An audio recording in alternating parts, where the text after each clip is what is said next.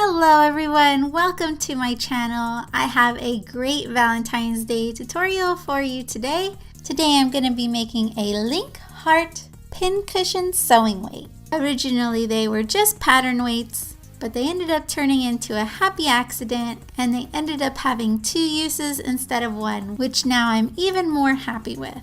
Sometimes you just gotta go with it and it'll work itself out.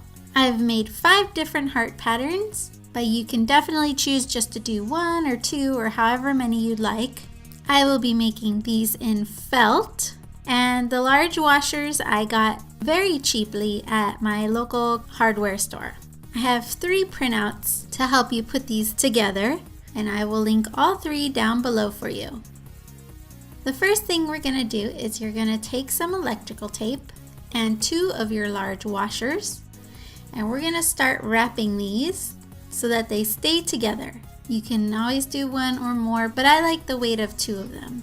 And I'm just going to start going around the washers in a circle, kind of fanning out the tape as I go until I've completely covered them all the way around.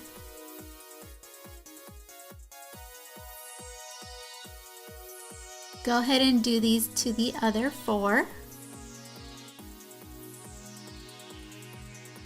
I have the actual square size with the seam allowance on one of the printouts, so you can cut this out and then you can grab your felt. This is a little bit over 1 inch, so you can mark it on your felt first and then cut it out. But if you have a yardstick, mine actually is the exact measurement of the width. So I ended up just using my yardstick to cut out the strips. I guess that turned out to be another happy accident. So using a rotary cutter would be best with this project, and you're just gonna cut your whole felt piece into strips.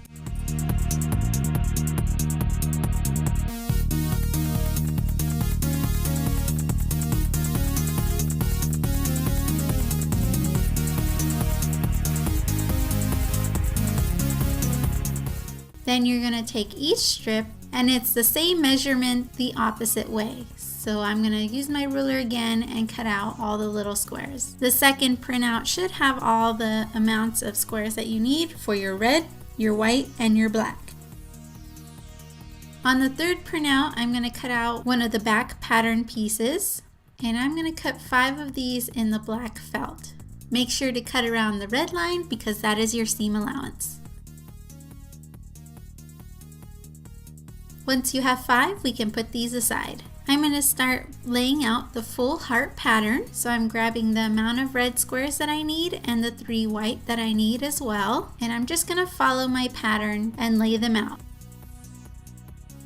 We're going to start sewing these squares together. So you're going to take 2 and line them up, and we're going to sew down one side at a 1/4 inch seam allowance.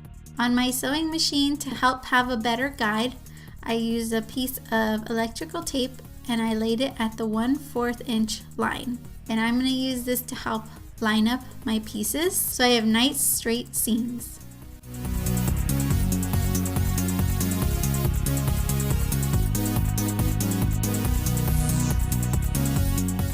From here, I'm just going to start going row by row, attaching the squares into a strip. It is important to use matching thread. Make sure red is with red, white is with white, and black is with black. And just a side note, I noticed that using red thread when attaching a red and white square was least noticeable. Once you have all your rows sewed together, we're now going to attach the rows at the top and the bottom. So starting with the top 2, I'm just going to line up the seams that go together, and you want to get them as straight as you can and pin them together. I also found opening the seam allowances helped line everything up a little neater.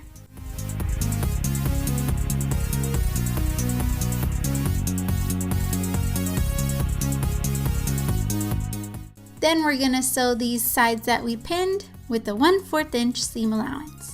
So this is what it should look like. And then you're just going to continue down your pattern, adding each row in order, making sure to line up your seams as best as you can so that your lines are straight.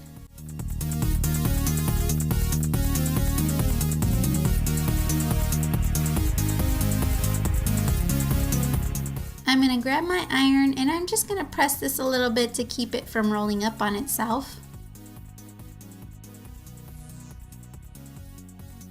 The way to figure out how many black squares you'll need is you'll need one for each edge of the heart. So they should all need 32 pieces for each heart. We're going to sew all of our black squares into one long row. Going back to my heart, I'm just going to use my seam ripper and take off some of those threads that are holding down the edges of some of the squares up to the line of our seam allowance. This will help the shaping in the next part. I'm going to start at the bottom, and just like before, we're going to line up the seams as perfectly as you can and pin this down. And so basically, we're going to line up each square with each black square. And the seams on the black squares should line up with a seam or a corner. This will take a little bit of patience to maneuver the fabric around to line up with each of the edges perfectly. So be prepared to use a lot of pins to hold everything in place.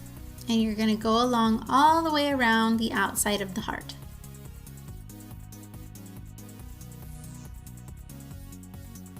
When you get to the end, you can sew that open end closed with the 1/4 inch seam allowance. And then we're going to sew these edges together at our 1/4 inch seam allowance as well. This part can be done with the sewing machine. You just really want to take your time. This is why I'm starting at the bottom to give me some room to start on my machine. And when you get to the corner, you're going to stop about 1/4 inches away from the corner.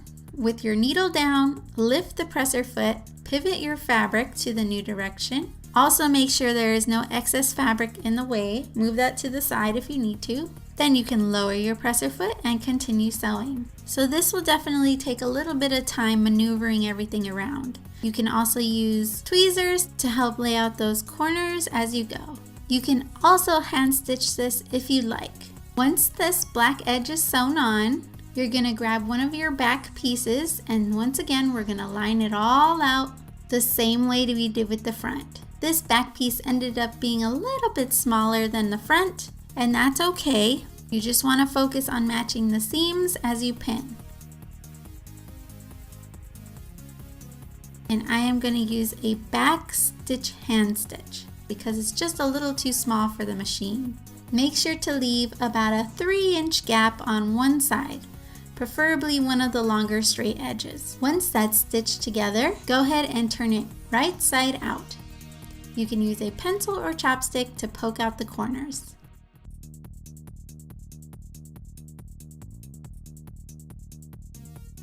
Grab your sewing weight and we're going to place this in first, right in the middle. Then we're going to grab our stuffing and we can start stuffing up the heart. Make sure that when you stuff it, you're keeping the stuffing on one side and the sewing weight on the other. The sewing weight should be on the side of the back of the heart, and all your stuffing should be on the side of the front of the heart. So fill this up and try your best to get as much as you can in all those little corners. And I'm gonna just play with this a little bit and make sure everything lays the way I want it to. And then once again, I will hand stitch this with a slip stitch. Once you have a tiny hole left, if you feel you need to add more stuffing, go ahead and do that now. Then you can finish up closing your hole. And that is basically it. Nothing says I love you to a nerd like a link heart does. This is a little bit of a tedious project, cutting out all the little squares and sewing them all together and using a lot of hand stitching, but this can be easily done even if you don't have a sewing machine. I love how these have multiple purposes now, and I think that using them as a pin cushion while they hold down my fabric is going to be so convenient, and I can't wait to use these in my upcoming tutorials. I hope you guys enjoyed this Valentine's Day tutorial, and if you did, please like and subscribe if you haven't already, and I hope you come back to see my next tutorial coming soon. Thanks for watching. Bye!